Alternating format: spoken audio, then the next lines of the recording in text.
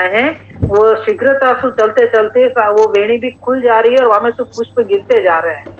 तो वाको भी वो यूं नहीं कह रहे हैं, लेकिन कह रहे हैं कि जैसे कोई बरसात हो रही हो पुष्प की मार्ग में, वहां प्रकार से उनके सब फूल गिर रहे हैं।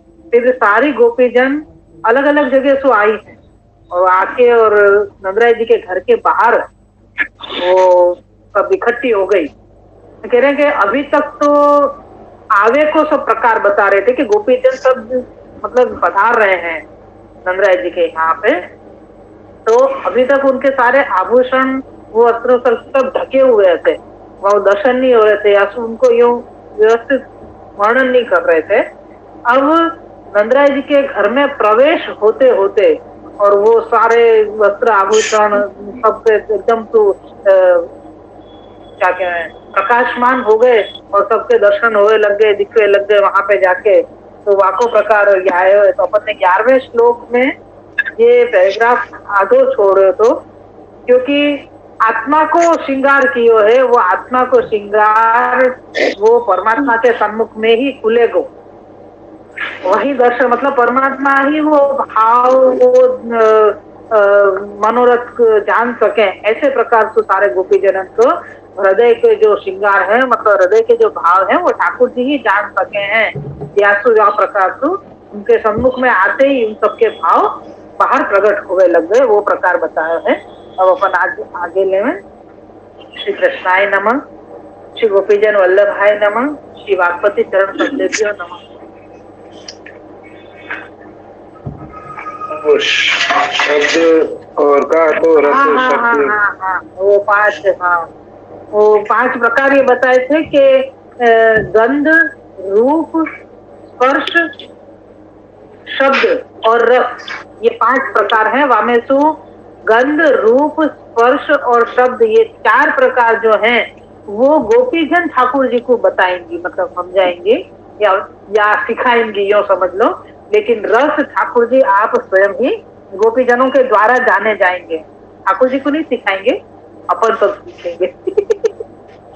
फिर से वो शब्द पढ़ो कि ये जो 4 प्रकार दिए हैं, गंध, रूप, स्पर्श और शब्द, 5 में से ये 4 उन गोपीजनों के द्वारा जाने जाएंगे, यानी लोक में जो प्रसिद्ध होंगे वो ये 4 प्रकार है, गंध, रूप, स्पर्श और शब्द, ये गोपीजनन के द्वारा समझे जाएंगे।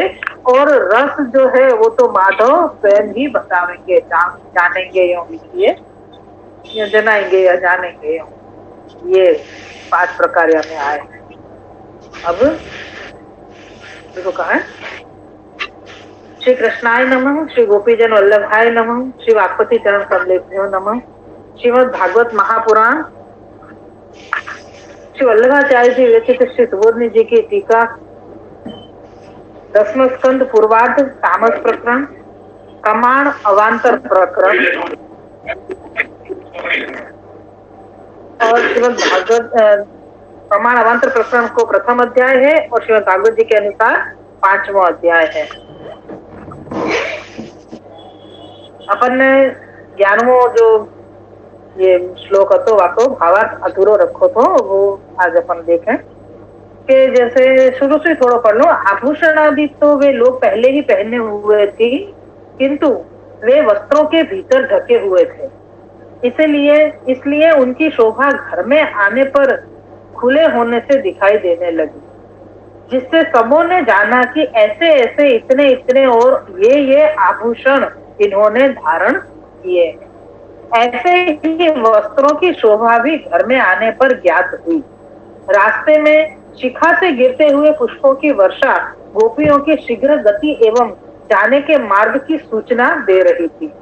जहाँ मार्ग से निकले वहां मार्ग में पुष्प की वर्षा उनके शिखा में जो गुथी हुई वेणी है वहां में हुई है, तो जल्दी जा रही है, वाक्य सूचना दी है, और एक उनके या मार्ग से निकल रही है वो सूचना दे रही है, वो पुष्प दे रहे हैं। अब कंकणों ने भी रूप और शब्द से अपना प्रागट्य अर्थात दूसरे आभूषणों के सम्मान हम भी हैं ऐसा बताया। कल मैंने या कोई यासु रोक दियो तो कि अब जो आभूषण बाहर प्रकट हो रहे हैं नंदराज जी के घर में प्रविष्ट होवे के बाद में, नंदराज जी के घर में आवे के बाद में, तो अब वो आभूषण एक दूसरे को अपनी उत्तमता बता रहे हैं कि हम उत्तम हैं, हम उत्तम हैं। आभूषण एक दूसरे से बात कर रहे हैं। तो वो प्रकार आयो, ऐसे मैंने कल रोक दिया। तो देखिए कंकणों ने भी रूप और शब्द से, उनको रूप तो है ही और उनमें भी शब्द आ गए। तो वो शब्द सु क्या कियो, तो कि अपनो प्रागट्य यानी हम भी दूसरे के समान उत्तम हैं, वो बतावे के लिए उन्हें बताया। तो कि कैसे बताया, तो कि ऐसा बताया कि गोपियां हिलते हुए कुंडल और पयोधर और हार से सुशोभित देखने में आई। यानी उनके जो कुंडल धरे थे वो और हार पहरे हुए थे, वो सब सुशोभित हो रहे हैं, वो हल रहे हैं, वो सब दिख रहे हैं सबन को। यानी जैसे कोई बात कर रहे हैं कि देख हम भी जल्दी जल्दी ठाकुर जी के सम्मुख में जा रहे हैं, ऐसे। तद्गताहा, इन आभूषणों में कुंडल राजस, पयोधर तामस और हार सात्विकता के प्रतीक थे।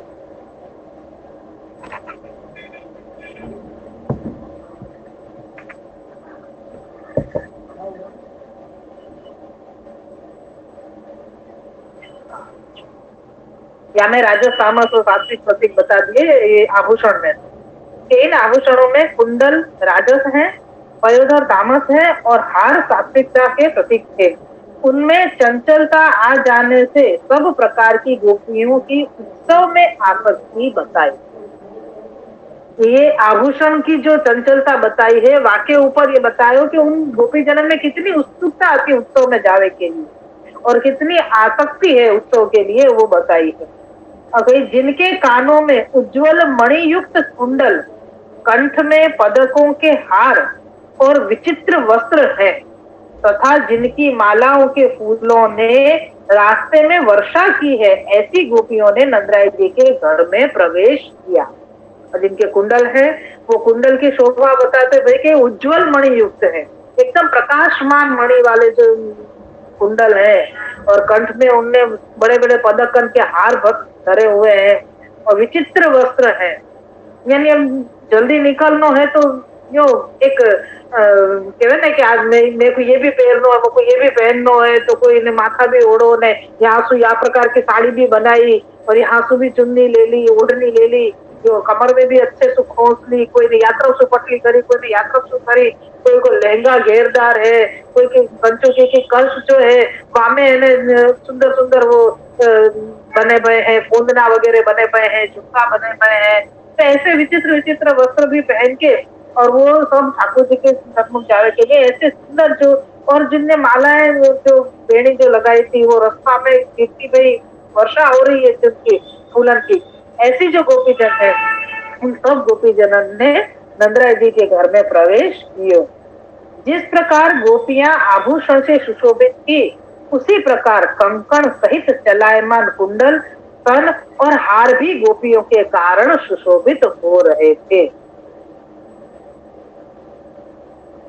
कि ज्या प्रकार से आभूषण सुशोभित हते, वही प्रकार से कंकण, कुंडल और सन और हार, ये जो हार धरे हुए हैं अपने अपने वक्षस्थल पे, वो सब बहुत ही सुंदर लग रहे थे। वो गोपियन ने धरे हुए थे, याके कारण उन सबन की भी शोभा बढ़ गई थी।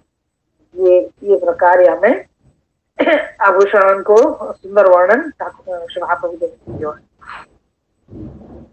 यानी कि आपके हरेक श्रीअंग को वर्णन, और वो भी ऐसो चंचल, इतनो उतावलो, जो ठाकुर जी के पास ठाकुर जी के सम्मुख होवे के लिए उन सब में इतनी उत्सुकता है। वो उत्सुकता के कारण सबन की शोभा अलग ही प्रकार की हो रही है। तो वो शोभा का वर्णन बहुत सुंदर रीति से महाप्रभु जी ने किया यहाँ पे।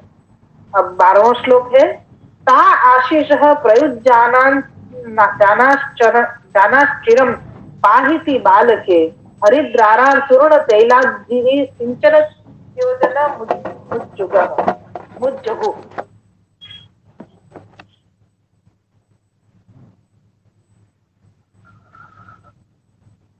अब ये अपन ने जो 11वां श्लोक किया वाकई में थोड़ा लेख को थोड़ा सो प्रकार है, वो मैं देखूं, थोड़ा वर्णन विशेष है कि 10वें श्लोक में गमन का मुख्य रूप से वर्णन है, इसलिए इस 11वें श्लोक में प्रवेश का मुख्य रूप वर्णन करना चाहिए। वह न करके शोभा की मुख्यता का वर्णन क्यों किया?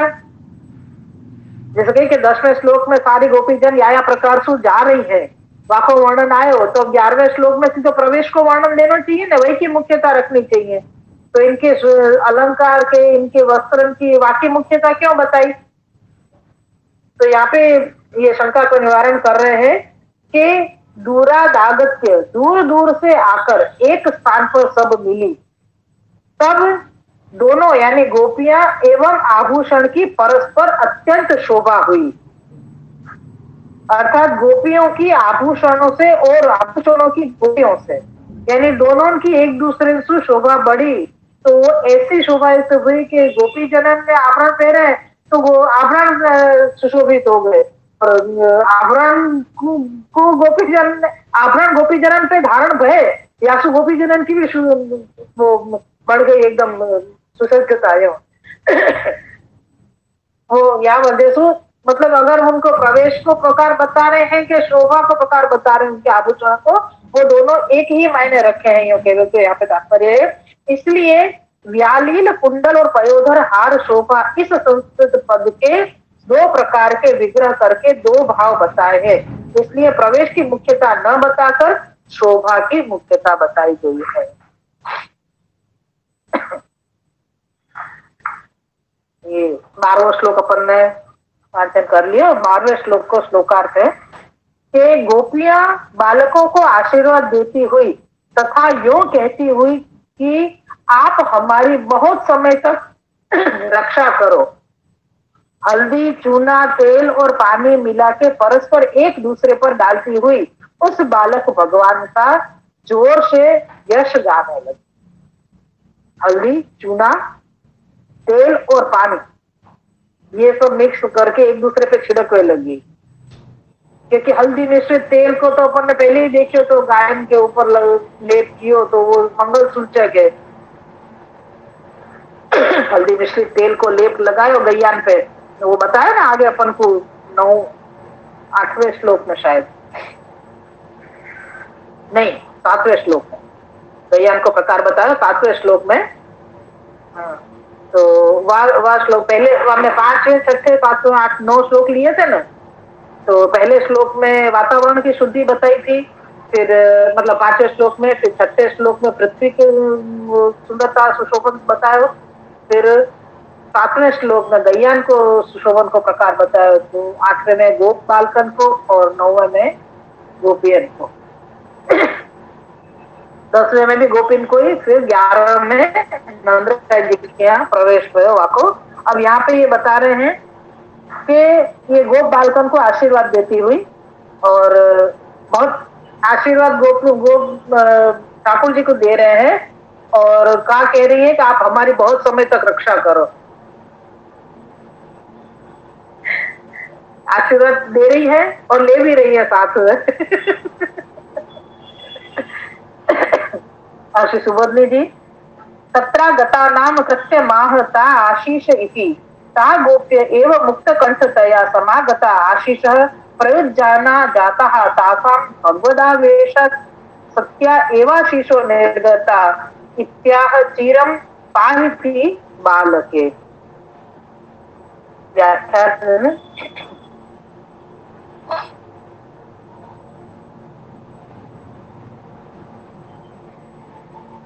तो शुरुआत से लेके सुबोधनी जी के शुरू को 2 लाइन और बाकी छेली 2 लाइन वो दोनों वाचन करनी चाहिए ना, खाली अर्थ करके मैं छोड़ दूंगा। 12वें श्लोक की जो कारिका है, कारिका का सुबोधनी जी है, वह शुरुआत ली अपन ने, फिर यहाँ में है छेले स ही भगवान तत्र जात इति ताभिज्ञति अतो भगवती प्राप्ते सर्वापेक्षा भावात तथा सिंचन्त्य उच्चेर जगुः। ये 12 श्लोक यहाँ तक को पूर्व से सुबोधनी जी को वर्णन है। अब व्याख्या सुबोधनी जी को व्याख्यात है। नंद ग्रह में आई हुई गोपियों के कार्य का वर्णन करते हैं। पहले प्रवेश बताया 11वें श्लोक में, अब यानी अंदर प्रवेश करके क्या किए गोपी जनन ने, वो कार्य को वर्णन कर रहे हैं। कि वे गोपियां इस प्रकार बहुत स्नेह से आशीर्वाद देने लगी। उनके आशीर्वाद सत्य थे क्योंकि गोपियों में भगवदावेश था। इसलिए उन्होंने कहा कि बहुत समय तक हमारी रक्षा करो। यानी आप चिरंजीव रहोगे तभी तो हमारी रक्षा करोगे, नहीं हो आशीर्वाद देते देते अपनों भी कार्य सिद्ध करवा लिए। आशीर्वाद भगवान को परोक्ष समझकर नहीं दिया, किंतु प्रत्यक्ष आंखों के सामने दृष्टिगोचर हो रहा है ऐसा समझकर पाही यह मध्यम पुरुष का रूप दिया। पाही शब्द व्याकरण को वो आवे हमें संस्कृत के हिसाब से वाक्य अनुसार कहिए कि हमें परोक्ष वो नहीं देख रहे हैं, प्रत्यक्ष रूप से ये कार्य श्री गोपी जनन ने किया है कि ठाकुर जी सम्मुख में ही है और उनके सम्मुख में देख के ही ये कार्य आशीर्वाद देते भय और ये आशीर्वाद देते हुए यूं कही कि आप बहुत समय तक हमारी रक्षा करो। गोपियों का सर्व भाव से भगवान पालन थोड़े समय तक ही करेंगे।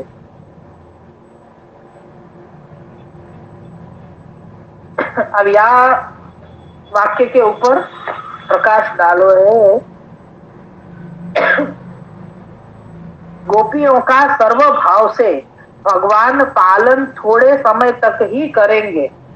ये जो वाक्य है, वाक्य ऊपर खुलासा दियो है कि गोपियों को आशीर्वाद में तो चिरंजीव बहुत समय तक आप रहो इतना कहा था, इसके साथ पाही यानी हमारी रक्षा करो ऐसा क्यों कहा? यानी चिरंजीव तो कह दियो तो फिर हमारी रक्षा पाही करके जो शब्द आयो वाक्य अनुसार ये बता रहे कि हमारी रक्षा करो, ऐसो क्यों कही गोपी जनन ने?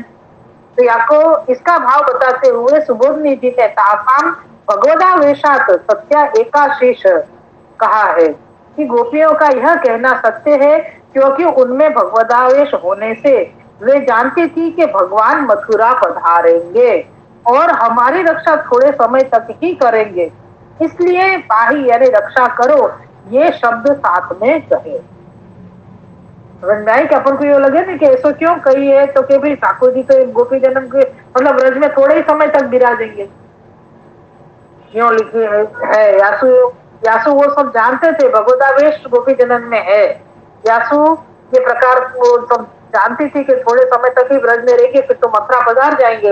यासु कह रहे हैं कि आप लंबे समय तक मतलब हमारी रक्षा करो। ये साथ में मतलब चिरंजीवी आशीर्वाद दियो के साथ में उनने अपने लिए भी ये प्रकार मांग लियो, ये शब्द साथ में कह दिए। अथवा भगवान मथुरा जी भी जाए तो भी रात्रि के समय हमारा रक्षण करेंगे, दिन को नहीं करेंगे, इसलिए दिन के समय भी रक्षण करें। यह इसलिए चिरम पाही बहुत समय तक रक्षण करो अर्थात दिन रात्रि में हमारी रक्षा करो इस प्रकार कहा। यह आशीष सत्य हुई क्योंकि स्त्रीषु रेमे हरनिशम कहा है। यदि ऐसी ही इच्छा थी तो चिरम बहुत समय तक न कहकर सदा रक्षा करो कहना था। बहुत समय तक नहीं कह के सिर्फ सदा रक्षा करो ऐसे कहना चाहिए तो, पर ऐसा नहीं कही। सदा इसलिए गोपियों ने नहीं कहा कि वे जानती थी कि यदि हम सदा रक्षण की प्रार्थना करेंगी तो प्राप्त रस का अनुभव न कर सकेंगी। जो रस प्राप्त भयो है वाको आनंद नहीं ले सकेंगी। अगर सदा रक्षा करियो तो एक कह दी बस कि भाई हाँ आप हमारी सदा ही रक्षा करियो, तो नहीं हमारी बहुत समय तक रक्षा करियो। तो यानी वो समय समय को अनुसंधान रखे। अपन कहे ना क्या हम तो सदा अपना चढ़ा रही चाहिए, सदा अपना चढ़ा रहे, तो वो सदा के प्रकार नहीं हो जावे क्या हम तो है ही ना, हमेशा ही है ना, क्या मैं नयो का है। और वो समय समय को अनुसंधान नहीं दे रहे, क्या तो ये अनुसंधान कर रहे हैं कि इतने समय तक अपने आंसू आनंद प्राप्त हो दो ब्रज में, वाके बाद ठाकुर जी गोकुल से मथुरा पधार जाएंगे। वो सब उनको अनुसंधान है गोपी जनन को। यासु कह रहे कि वहां पे तो आप रात्रि में तो हमारी आप रक्षा करोगे क्योंकि रात्रि को तो संयोग है, आगे जो राज के प्रकरण में आएगा दिन को भी प्रयोग है, रात्रि को संयोग है। तो वो प्रकार के समझते भय उनने विनती करी कि दिन में भी आप हमारी रक्षा करो। तो ये प्रकार तू ने यो नहीं कही कि सदा रक्षा करो, यो क्यों नहीं कही? तो के सदा यासु नहीं कही क्योंकि वो जानती थी कि अगर हम ये कह देंगे कि सदा रक्षा करो तो वो करेंगे तो हमको जो रस जो प्राप्त हो रहे हुए वह को आनंद हम नहीं ले सकेंगे, वह को अनुभव नहीं कर सकेंगे। इससे सदा न कहकर चिरम कहा, बहुत समय तक हमारी रक्षा करो। इस प्रकार वाणी से प्रार्थना कर क्रिया से भी उस आशय को बताती है। यासु बताया कि हल्दी व चूना आदि मिलाकर सिंचन करने से यह कहा कि जैसे लाल रंग व्यापक होकर मिटता नहीं है, वैसे ही आपका और हमारा प्रेम ऐसा पक्का और व्यापक हो कि कदापि कम न हो। ये हल्दी और तेल मिश्रित चूना मिश्रित क्यों भयो, या कोई ये खुलासा आयो कि हल्दी चूना तेल ये सब मिश्र होवे ना तो लाल रंग हो जावे, और लाल रंग है जो तेल लगने के बाद तो वो पक्को हो जावे, फिर तो वो छूटे ही नहीं। हाँ, तो वो ऐसा रंग हो गया एकदम पक्को रंग हो जावे। तो ये लगा के एक दूसरे पे छिड़क रही है, ये देखो ना अपन ने कि वो लाल रंग वो ऐसा मतलब पक्को रंग हो गया। क्या आपको ठाकुर जी को सूचना दे रहे हैं कि आप और हमारो प्रेम भी इतना पक्को है जाको कोई मिटा नहीं सके, वो कभी कम नहीं हो सके, ऐसा पक्को है। ये तो अपन ने खुलासा देखे, ये अपन सुबह जी को व्याख्यान वापस देख लेना आगे, मतलब भगवान थोड़े ही समय तक हमारे पालन करेंगे। यह समझकर ही बहुत काल तक रक्षा के लिए उन्होंने प्रार्थना की। यह प्रार्थना किसी एक गोपी ने नहीं की, किंतु प्रत्येक गोपी ने पृथक पृथक अपने मुख से अपने अपने लिए प्रार्थना करते चिरम पाही का उच्चारण किया। यानी कोई एक आदमी कह दियो और खबर ने हाथ लगा दियो, ऐसा नहीं है।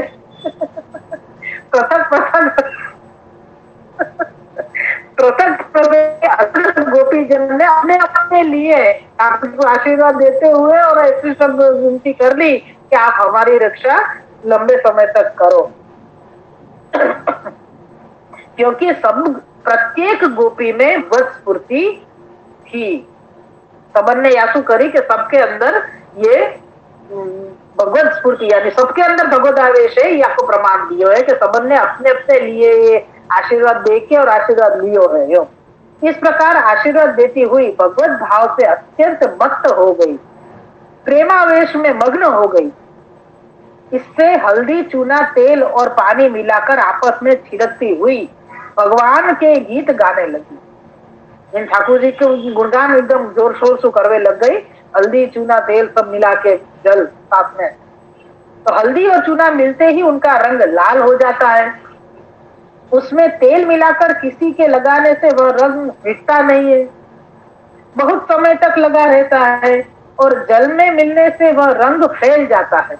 यानी तेल लगावे तो वो रंग पक्को हो जावे, फिर जल मिलाओगे तो वो अच्छे से पूरे में लग जाएगा।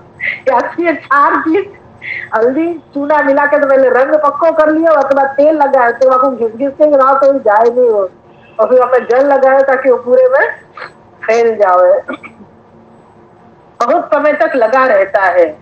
और जल में मिलने से वह रंग फैल जाता है। यूं करने का आशय यह है कि भगवान के प्रति हमारा प्रेम बहुत समय तक अधिकाधिक होता रहे, मिटे नहीं। ये सब लगावे सु ये सब सूचन कर रहे हैं कि ठाकुर जी के प्रति जो हमारा प्रेम है वो अधिकाधिक बढ़े, कभी घटे नहीं, और बहुत समय तक ऐसो ही रह रहे हैं। सुंदर प्रकार बता रहे हैं सच्ची में, कभी सोचो भी नहीं हो ऐसा ही प्रकार हो। यानी कहाँ कौन से कैसे भाव जा रहे हो ये तो कुछ खबर ही नहीं पड़े।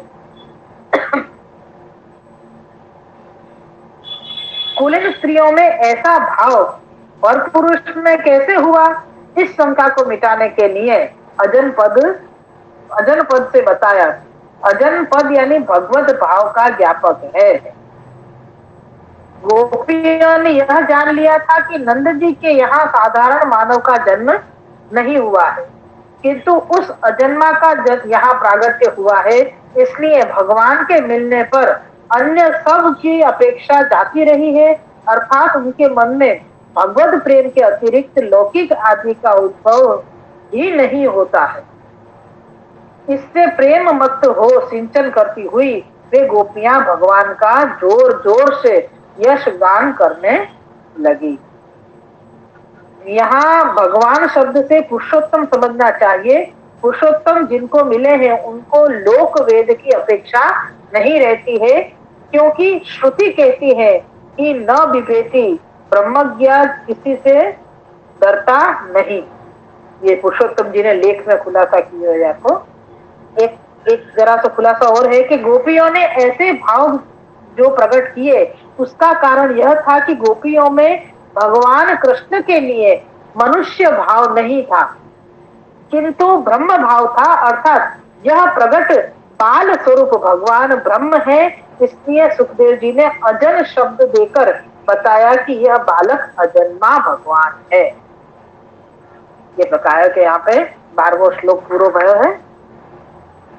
बहुत ही सुंदर प्रकार हमने बता दिए। 3-4 प्रकार आए कि एक तो गोपी जनन ने आशीर्वाद दियो, ठाकुर जी को आशीर्वाद देने के लिए नंदा जी के घर में प्रवेश करके क्या क्रिया करी है, ये प्रकार बतायो।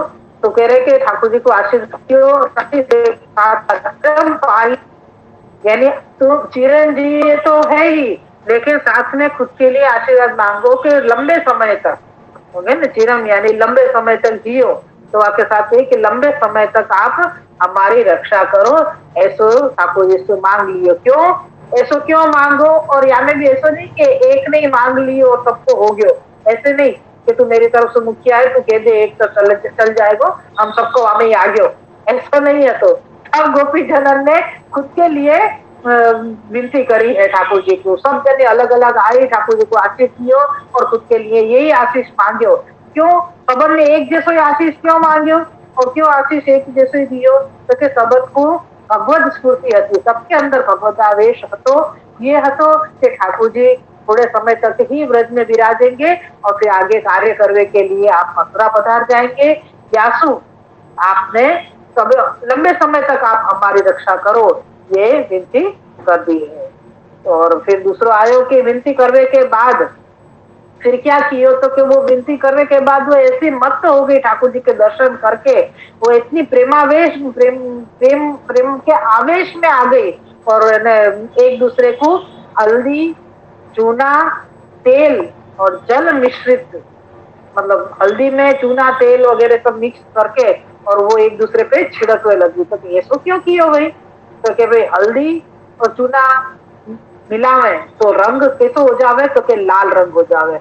लाल रंग होने के बाद बाद में तेल लगावे तो वो बिल्कुल पक्को और गहरो हो जावे। फिर वो और एक दूसरे पे छिड़कनो है तो वो ऐसे छिड़कनो है जैसे कि वो पूरे में फैल जावे, जाको भी लगावे वहां के ऊपर, या तो वहां के अंदर जल मिक्स कर दियो और जल मिलावे के बाद में तुमने मोबाइल में जल मिला दियो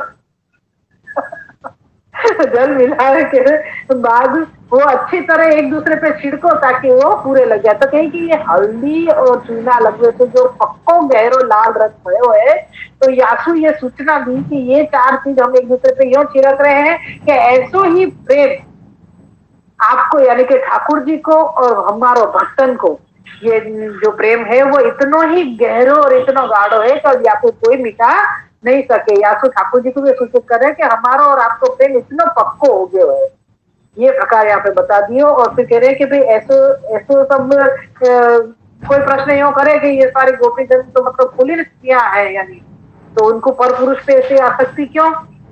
तो कहना कि भाई इनने मनुष्यवत नहीं देखो है, उन सबन को हालत हो कि नंदराय जी के यहाँ पे कोई ये साधारण मानव मनुष्य नहीं आयो है, ये अजन्मा भगवान है, ब्रह्म है। यासु ब्रह्म से मिलवे के बाद उनको कोई भी लोक वेद के लिए आसक्ति मन में उत्पन्न नहीं भई।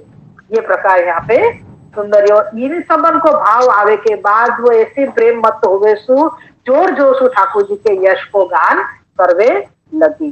श्री वल्लभाधीश की जय।